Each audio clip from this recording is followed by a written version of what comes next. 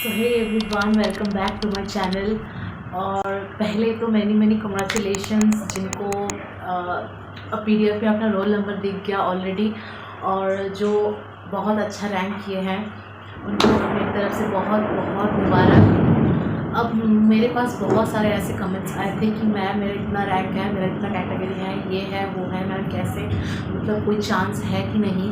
तो मैं अगर पिछले साल की तरह कंपेयर करूँ, पिछले साल आपको पता था सीट थोड़ी सी कम थी, इस बार के मतलब कंपेयर करें तो इस बार की सीट हमारी 284 थी और पिछले साल सीट्स लगभग 240 241 ऐसा करके था। तो इन फर्स्ट राउंड काउंसलिंग में यूआर कैटेगरी 217 रैंक तक गया था, फिर ओबीसी कैटेगरी 825 रैंक तक गया, SC category 540, WS category 423 rank तक गया था। तो आप अगर और सेकेंड राउंड काउंसलिंग में यूआर कैटेगरी गया था 263 रैंक तक, OBC 1091, SC 661, ST 777 and EWS 514 rank तक सेकेंड काउंसलिंग तक गया था। तो इसके हिसाब से आप देख ही सकते हैं कि इस बार का थोड़ा सीट ज़्यादा भी है। तो जो मैंने रैंक बताए थे तो इससे थोड़ा ज़्यादा रैंक तक ही इस बार सिलेक्शन होगा।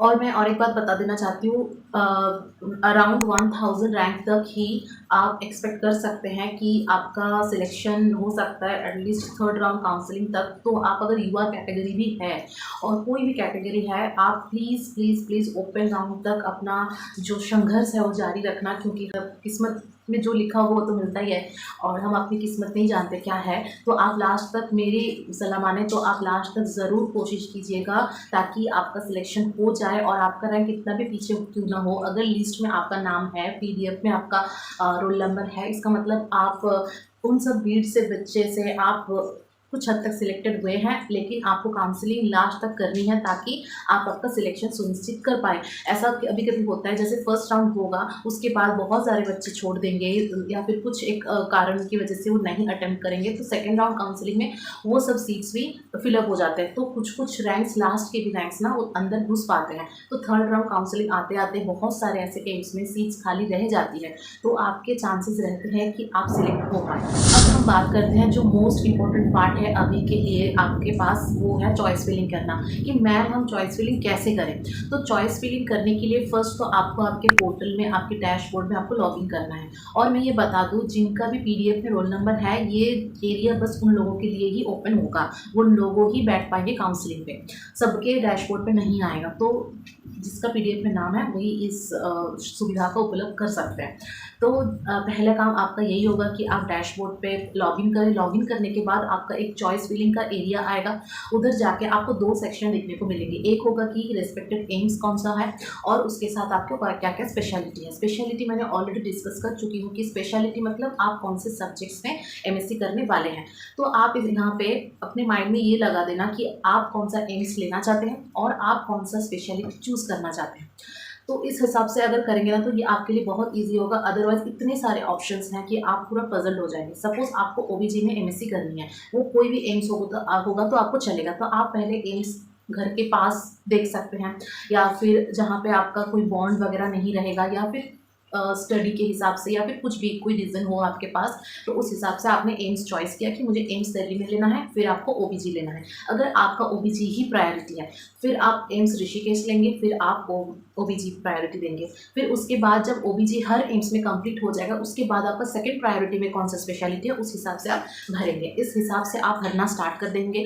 बहुत ज़्यादा कॉम्प्लिकेटेड प्रोसेस नहीं है, पर थोड़ा सा ध्यान रख के आप करना, क्योंकि 2 साल का और ये लाइफ टाइम कैरी करने वाला आपका एक सब्जेक्ट है। तो आप बहुत ध्यान से भरिएगा।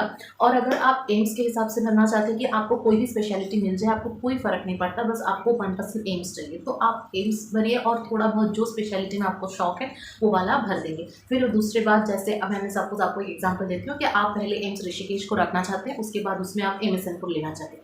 फिर एम्स ऋषिकेश एम्स ऋषिकेश में ओबीजी, एम्स ऋषिकेश में पीडियाट्रिक, एम्स ऋषिकेश में आप कम्युनिटी, ऐसा करके पूरा ऋषिकेश का भर दिया है। अब उसके बाद आपको दूसरा एक कोई एम्स डालेंगे, तो आप इस तरह से चॉइस भी कर पाएंगे। तो 2 तरह से होगा, एक आप एम्स चॉइस कर लो, या फिर आप स्पेशलिटी चॉइस कर लो, या फिर आप ऐसा भी कर सकते हैं कि आपको जैसे सपोज आपको एम्स ऋषिकेश चाहिए लेकिन आपका प्रायोरिटी सब्जेक्ट एमएसएन है, तो आप एम्स ऋषिकेश लेंगे। एम्स उसमें आप एमएसएन का भी बहुत सारे पार्ट्स है, वो सब पार्ट्स पार्ट्स आप फिलअप करेंगे। फिर उसके बाद आप कोई और एक एम्स लिए, एम्स भटिंडा या फिर एम्स जोधपुर, जो वॉट एवर यू वांट आप उस पर चॉइस करेंगे। उसके बाद आप सीधा कौन सा स्पेशलिटी, जैसे एमएसएन आपका प्रायोरिटी है तो एमएसएन का जो स्पेशलिटी आपको लेना है डिपार्टमेंट वो आप चूज़ कर सकते हैं। तो इस हिसाब से आप एम्स और इस हिसाब से आप चॉइस फिलिंग कर सकते हैं। लास्ट वीडियो में जैसे मैंने बोला था कि आपको कैसे चॉइस फिलिंग करना है, उस पर मैंने एक बार बताई थी कि आप चॉइस फिलिंग ऐसा करना कि घर के थोड़ा पास रहे एम्स, वैसा अगर आप करेंगे तो ये आपके लिए ईजी होगा।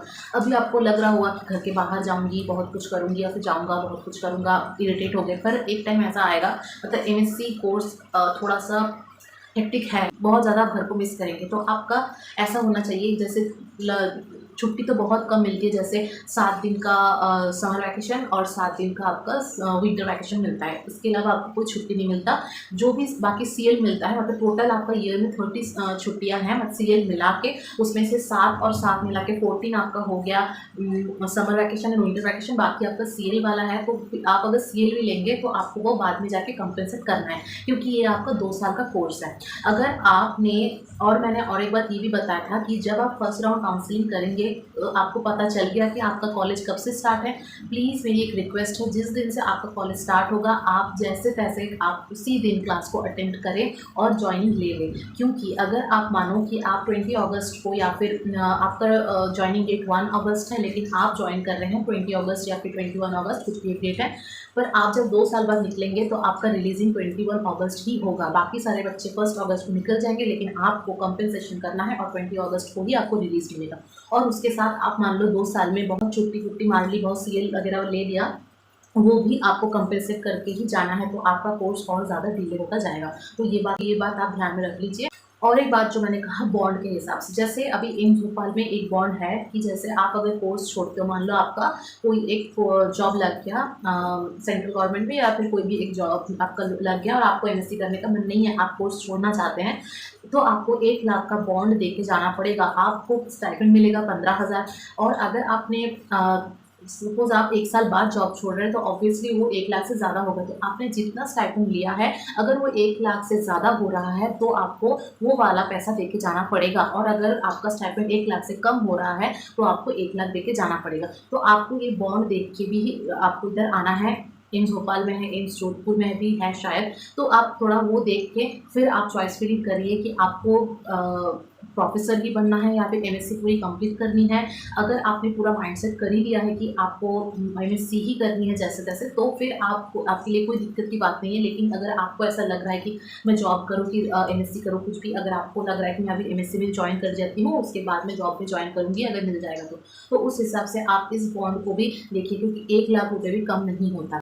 अब आपने फर्स्ट राउंड काउंसलिंग कर ली, अब आपके पास 2 ऑप्शन आएगा, एक आएगा एक्सेप्ट एंड सेकंड आएगा accept and want to go for second round counselling. एक बात मैं बता देती हूँ, अगर आप सेकंड राउंड काउंसलिंग में जा रहे हैं तो आपका फर्स्ट राउंड वाला जो आपको एम्स मिला था वो वाला सीट भी आप गवा देंगे। मतलब आपको सपोज फर्स्ट राउंड काउंसलिंग में आपको एम्स भोपाल में आपको कम्युनिटी मिल गया, तो आप, लेकिन आपको वो सीट नहीं चाहिए, तो आपने सेकेंड राउंड में बैठा। तो सेकेंड राउंड में बैठने के बाद आपको जो एम्स मिलेगा, उसके बाद मतलब सेकेंड राउंड में बैठने के बाद आपको आपका जो प्रीवियस आपको सीट मिला है एम्स भोपाल में कम्युनिटी, वो सीट भी आपका चला जाएगा। तो आप उस हिसाब से करिए। जनरली आप अगर चॉइस फिलिंग कर रहे हैं ना, तो अगर आप सेकेंड राउंड में बैठ रहे हैं तो आपको जो चॉइस में मिला है उससे बेटर ही आपको कुछ मिलता है generally, most of the time.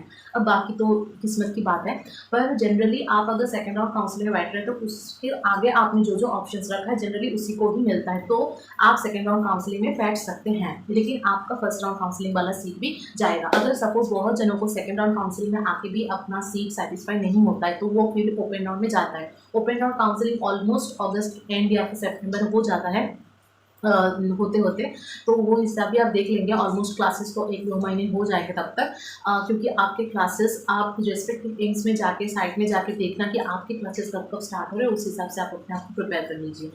Okay, तो यही था आज का ये वीडियो। होप आपको ये वीडियो अच्छा लगा है और कुछ इन्फॉर्मेटिव लगा है। अगर आपको कोई और आपका बहुत सारे डाउट्स थे, आई नो इस टाइम पे बहुत डाउट्स रहते हैं, अगर कोई भी डाउट्स है तो आप मुझे कमेंट्स कर सकते हैं। और मैं ये भी बताना चाहती हूँ, जिन बच्चों का नहीं हुआ है प्लीज़ आप अपना दिल छोटा मत कीजिए। सबकी एक टाइम आती है। मैंने भी बहुत सारे एग्ज़ाम्स में फेल हुए हैं, अभी भी होती हूँ। तो यही ज़िंदगी है और आगे बढ़िए, सब अच्छा ही होगा, जो होता है अच्छे के लिए होता है। और मैंने सोचा है कि जिन लोगों का नहीं हुआ है या फिर जो और एस्पिरेंट्स हैं, उनको मैं पर्टिकुलरली एम्स में एमएससी एंट्रेंस के लिए कुछ टिप्स दूँगी या कॉन्सेप्ट्स क्लियर करूँगी और प्रीवियस ईयर क्वेश्चंस डिस्कस करूँगी। तो आप मेरे चैनल को सब्सक्राइब कर दीजिए, इससे मुझे बहुत ज़्यादा मोटिवेशन मिलेगी और मुझे अच्छा भी लगेगा। तो प्लीज़ आप सब्सक्राइब कर लीजिए। और कौन सा स्पेशल, मुझे और एक कमेंट भी आया था कि कौन सा स्पेशलिटी चूज़ करना चाहिए और कौन सा में जॉब अपॉर्चुनिटीज़ क्या-क्या है इस बारे में बताने के लिए, तो मैं उस बारे में भी एक वीडियो बनाऊँगी। तो स्टे ट्यून्ड और चैनल को ज़रूर सब्सक्राइब कर दीजिए। इधर तक वीडियो देखे हैं तो आई होप आपको अच्छा लगा। प्लीज़ चैनल को लाइक, सब्सक्राइब, शेयर करिए और भर-भर के कमेंट कीजिए। Thank you. बाय।